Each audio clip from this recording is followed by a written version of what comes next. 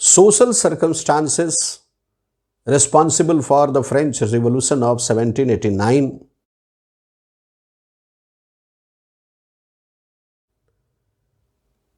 French revolution 1789 के लिए social factors क्या क्या रिस्पॉन्सिबल थे, आज इसी बात पर हम लोग बात करेंगे।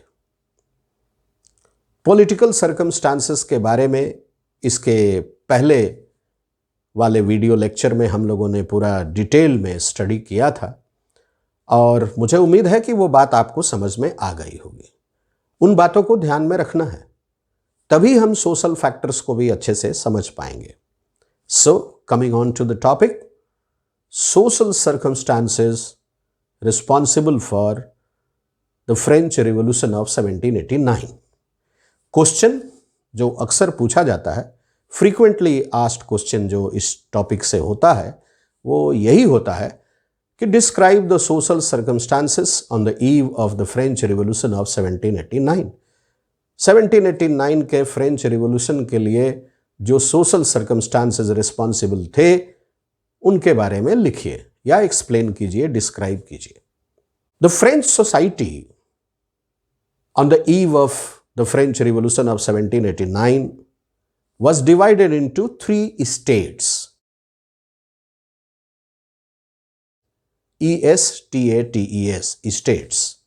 3 states और 3 classes और 3 groups और 3 categories. हम ऐसा बोल सकते हैं, समझने के लिए ऐसा बोलना जरूरी भी है, लेकिन फ्रांस में जो टर्म यूज होता था वो था states. So, the French society was divided into 3 states. The first state was clergy. The second state was nobility. And the third state was remaining all, बाकी सभी। फर्स्ट स्टेट में clergy हुए, second state में nobility हुआ, third state में clergy और nobility को छोड़ दीजिए, बाकी जितना बच गया वो सब।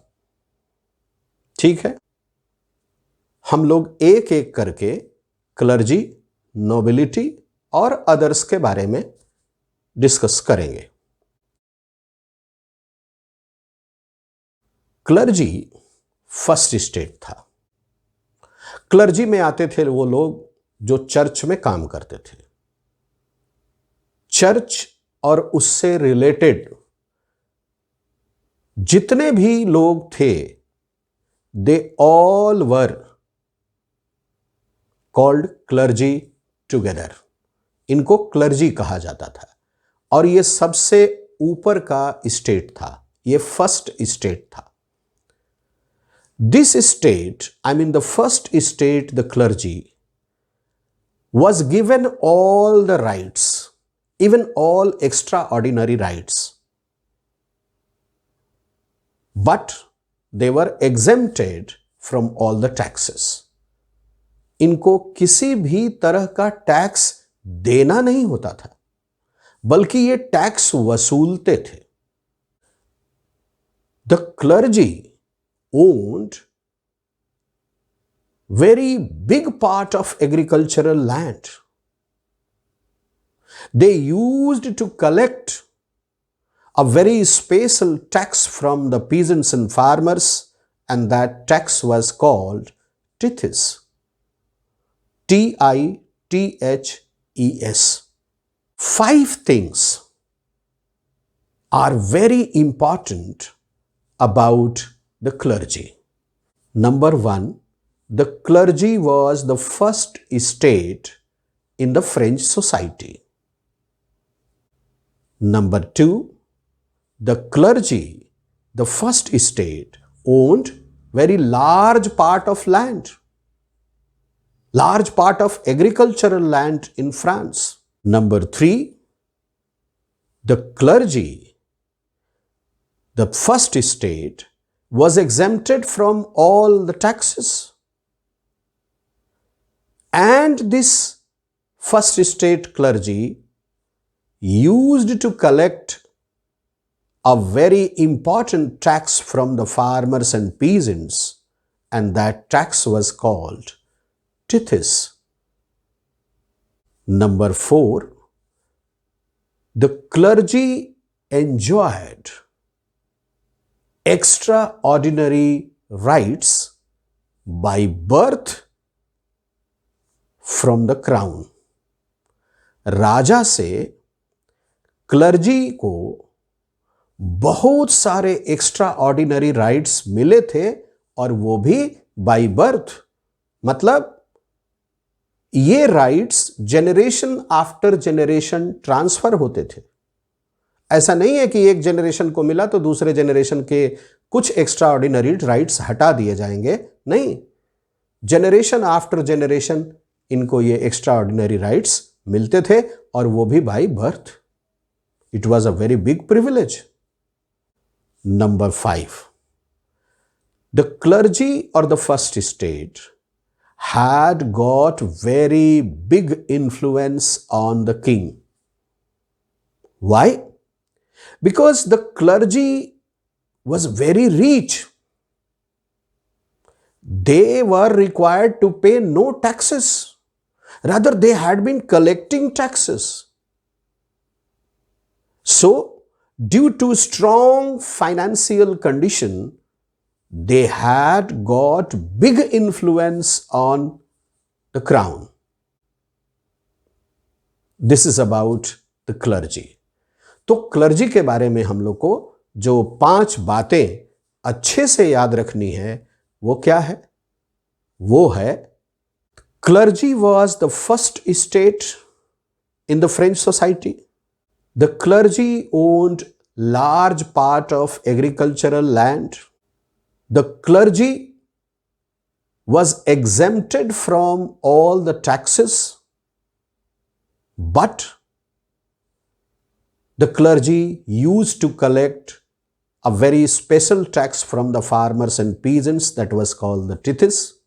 The clergy enjoyed and exercised extraordinary rights by birth, and the clergy had very, very big influence on the king. I hope this is clear.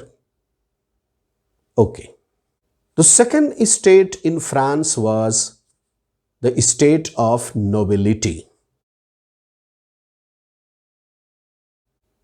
The nobility, the second state, also owned large part of agricultural land like the first state, the clergy.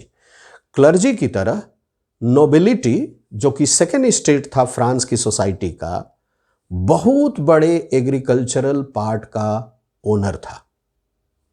This group, I mean this state, the second state, the nobility, like the first state clergy, also enjoyed and exercised extraordinary rights by birth from the king.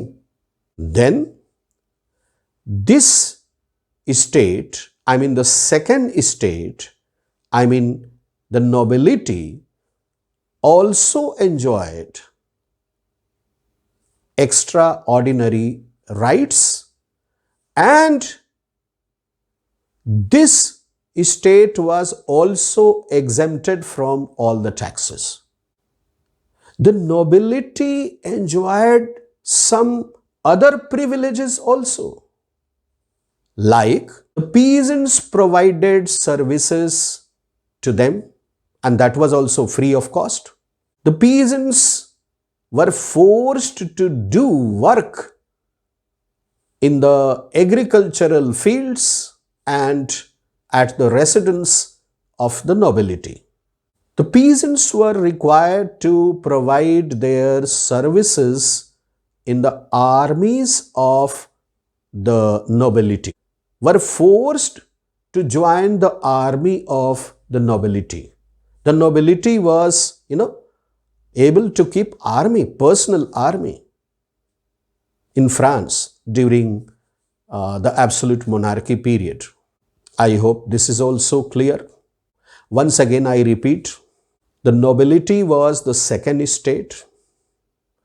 This state was also exempted from all the taxes. This state also owned large part of agricultural land. This state also enjoyed extraordinary rights by birth. This state was also exempted from taxes.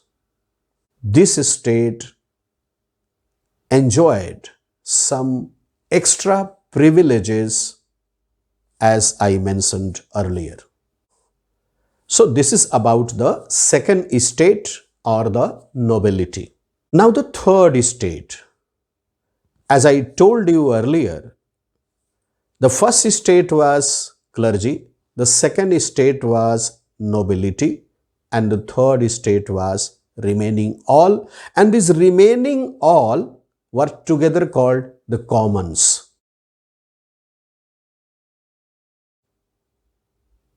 In French society at that time, उस समय इनको Commons कहा जाता था या अन्य कहा जाता था. So regarding the third estate or the estate of the commons, there are 5 facts we must remember.